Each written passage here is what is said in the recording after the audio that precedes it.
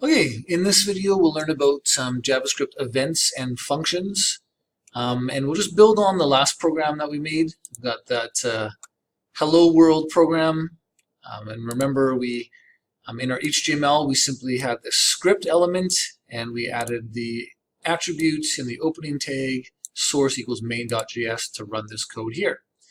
And what we should notice here is that when I go live with this, the code just runs right away, right? As soon as the page loads, it's running all of that code. And let's open up the console as well. We've got that hello console in here as well. That might be a little big. Okay. So what I'd like to do is I'd like to be able to say, well, I don't want that every time I load the page, I don't want it to run this code. I want to do it on command, right? On demand when I want it to. And to do that, we can use event listeners and functions. So a function is basically, I think of it as a block of code that gets stored for future use. Okay, so this you use the word function, you give it a name, these parentheses, and then these braces. And these braces are important. Whatever is in between the start and end brace is what's part of the function. It's part of that block of code that gets stored. And that function, that code gets stored for later use, and we'll get to that when we talk about event listeners. First, let's write a function to put all this code in. So like I said, you just go function. It's a JavaScript keyword. It tells JavaScript, hey, I want to define something called a function. And we can give it a name. We can give it whatever name we want, but it usually starts with a lowercase letter. You're not allowed to have spaces in the name. You can use lowercase and uppercase letters, numbers, underscores, that kind of stuff. So function greeting. And usually you want your name to be descriptive. Describe what it does. So it's going to be doing a greeting, sure. And then we do these parentheses here. Those are important. We'll get more into, they get used later on and more in CS20. You'll see more why we have those. But for now, you just got to make sure they're there. And then the starting and ending brace is important. That's basically where the function starts and where it ends. So we're going to take all of this code, Control X to cut it, Control V to paste it, and notice how it automatically indented for me. That's good. That really helps me to see where does the function begin, where does it end. It's just like a paragraph, how you indent, right? This does not look good, right? It's all one line. You want to make sure that everything is indented so you can clearly see the start and end of that function. Okay, we'll save that and go back to our program, and guess what? That code is not running anymore. If we go to, where do I want to check this? Oh, no, this is not what I want to do. Okay, so you'll see the main.js, it still has, it still has the code inside of it, right? It's there, it's just not running it. Sorry, go to console again. Okay, and that's because it's inside of this function, and this function won't execute the commands that are inside of it until it's told to do its job.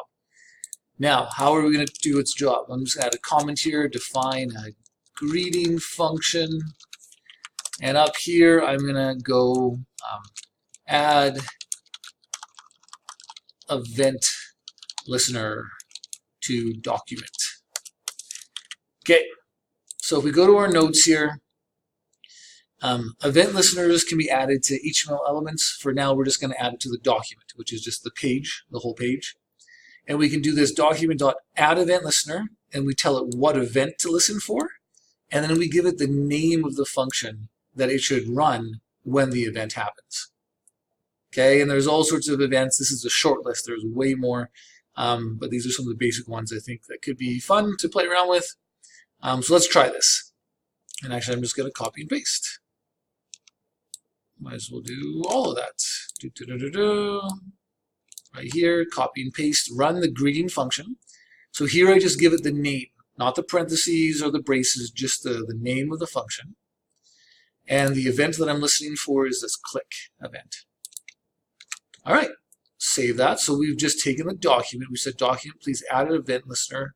The event we're listening for is a click, and do this code inside of this function. And now, hopefully, when I click, ta-da! It runs all of that code. I click, it'll run that code again. The 2 just means it printed it out twice.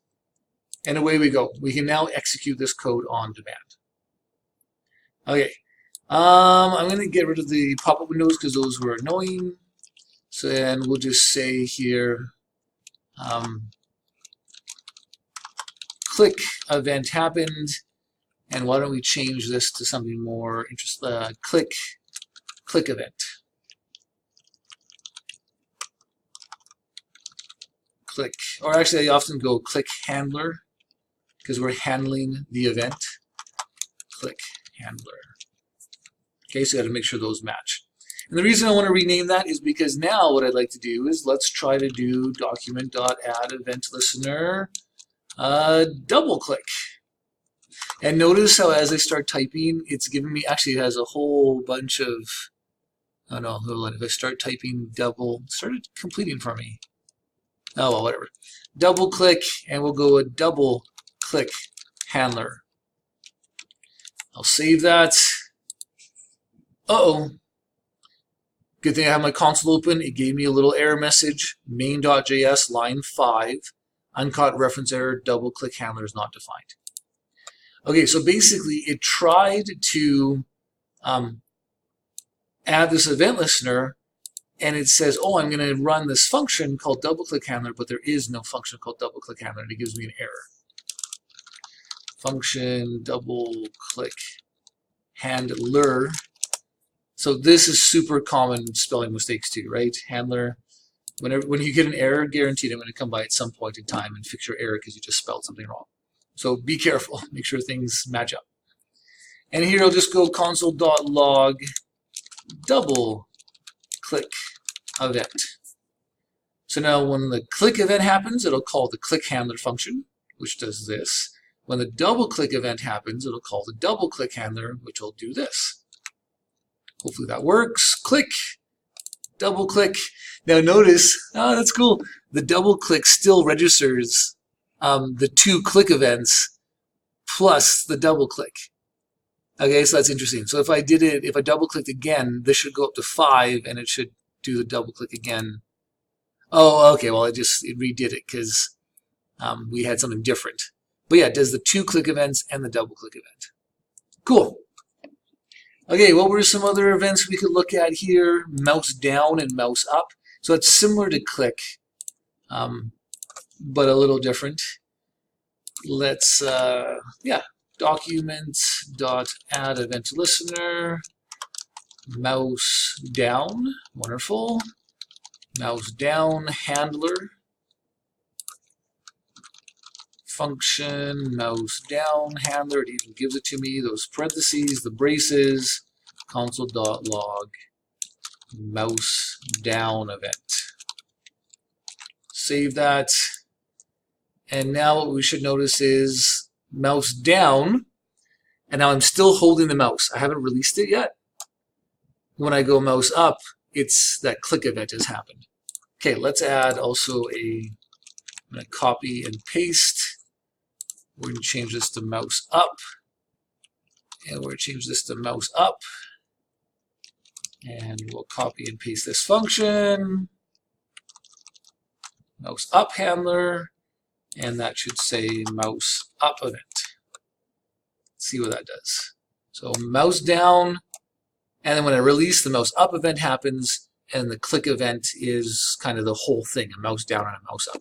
So that's interesting. It gives us a little more control, right? That you can specify, oh, when this happens and when it goes down and then when it goes up. It's a little more control than just the click event. The click is a full click. That includes the down and the up. Okay, this comment is now useless. These are my event functions. And these are all of my event listeners. Right, so I add the event listeners, and these are the event functions that happen. Maybe I'll do one more. I think scroll was one. Scroll handler. Wonderful. Copy and paste again. Replace that with scroll handler. And replace that with scroll event. Okay, so the click stuff is still working, and now when I use the mouse wheel, it does nothing. Oh, that's disappointing. Oh, sorry. Of course it's not doing anything because there's nothing to scroll. The web page doesn't have enough content, so it's not a mouse wheel event, it's a scroll event. So I'm just going to throw in a whole bunch of content here. I'm going to make a paragraph. There's this cool shortcut in Visual Studio Code. You can go lorem 1000, and it does like 1,000 words of dummy text. Oh, and it wasn't enough. That's crazy because the font's so small. I should style it. No, I'll just add some more text. Okay, so we'll go lorem 800, add some more to it. And now we've got a scroll bar, so now when I scroll, it does scroll events, and a whole bunch of scroll events apparently. Crazy. Okay. What I'd like you to do is maybe play around with this, maybe add the key down and key up events. Right, so go into here, add your event listeners key down and key up, write your own functions for key down and key up, and just print to the console when that happens. So you can listen for those events. Anyway, hope this is making sense. The name of the function is a block of code that stores commands in it, and when the event happens, it runs those commands. Okay, please do the key down and key up to make sure you can get this done yourself. And that's it for events and functions. Okay, hopefully that made sense. Take care, and we'll see you in the next video.